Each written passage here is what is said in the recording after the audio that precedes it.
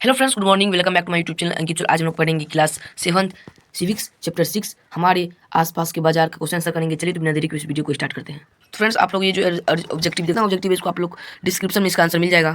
इधर इसका भी आंसर आपको डिस्क्रिप्शन मिल जाएगा। तो चलिए तीसरा का बनाते हैं। पहला निम्नलिखित प्रश्नों को संक्षिप्त उत्तर दीजिए। तो पहला है बाजार किसे कहते हैं। इसका आंसर होगा बाजार एक ऐसा स्थान है जहाँ विक्रेता और क्रेता खरीदार एक तय किए गए मूल्य पर किसी वस्तु या सेवा की खरीद बिक्री का काम करते हैं। प्रश्न नंबर दूसरा है ऐसा के बाजार की ओर आकर्षित करते हैं।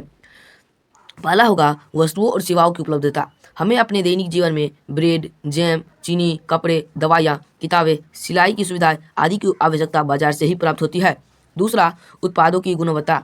उपभोक्ता हमेशा अपने द्वारा भुगतान किए गए अच्छे गुणवत्ता वाले उत्पाद या सेवाओं की मांग करता है। हम किसी दुकान से सामान खरीदते हैं, यदि गुणवत्ता खराब है तो हम उस दुकान से दोबारा नहीं खरीदते। प्रश्न नंबर तीसरा, किन्हीं दो प्रकार के बाजारों के नाम बताइए। पहला खुदरा बाजार, दूसरा थोक बाजार। प्रश्न नंबर चौथा, थोक व्यापारी किसे कहते हैं।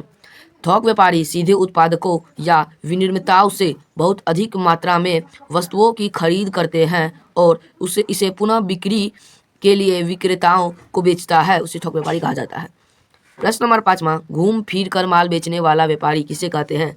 घूम कर माल बेचने वाले व्यापारी को फेरी वाला कहते हैं। फेरी वाला पैदल चलकर सामान बेचता है। फेरी वाला थोक विक्रेता और उपभोक्ता के बीच का माध्यम होता है। इधर मिलान करने वाला, तो चलिए इसे भी बनाते हैं।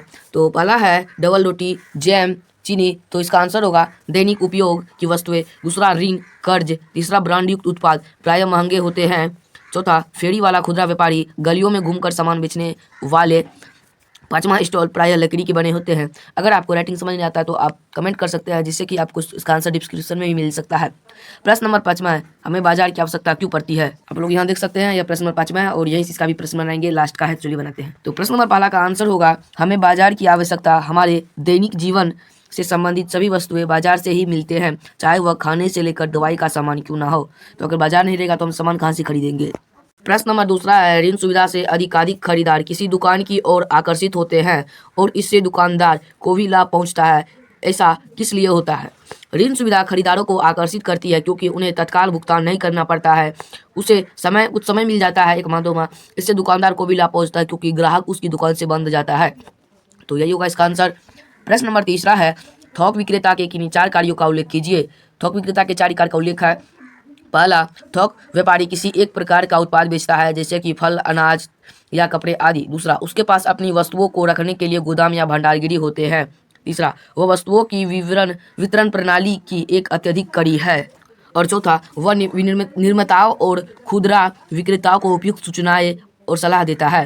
प्रश्न नंबर चौथा है बहुविभागीय भंडार क्या है, यह किस प्रकार कार्य करता है। बहुविभागीय भंडार, इसमें एक ही छत के नीचे कई प्रकार के सामान के विभाग खुले होते हैं। यह निम्न प्रकार से कार्य करता है। पहला, प्रत्येक विभाग में कोई एक ही प्रकार का सामान बेचा जाता है। हम एक लाइन छोड़ के लेके इसलिए आप लोग को बड़ा लगेगा, लेकिन इसका आंसर छोटा ही है। दूसरा, सभी विभागों का नियंत्रण और प्रबंधन किसी एक स्थान से किया जाता है।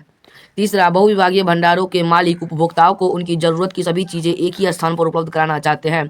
चौथा, बहुविभागीय भंडार उपभोक्ताओं को कुछ अन्य प्रकार की सेवाएं भी उपलब्ध कराते हैं, जैसे कि खान पान की सुविधाएं आदि। प्रश्न नंबर पाँचवा है थोक बाजार में होने वाले क्रियाकलापों का श्रृंखला पर संक्षिप्त टिप्पणी लिखिए। तो इसका आंसर होगा थोक बाजार में होने वाले सभी क्रियाकलाप पर एक संक्षिप्त टिप्पणी है। पहला, किसान थोक बाजार में अनाज, सब्जियां या फल लाता है।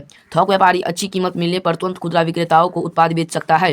तीसरा, खुदरा विक्रेता इसे थोक विक्रेताओं से खरीदते हैं, जो कि दुकान में छोटे छोटे बेचते हैं, जो कि खुदरा व्यापारी। चौथा, उपभोक्ता इसे खुदरा विक्रेताओं से खरीदता है, जो कि हम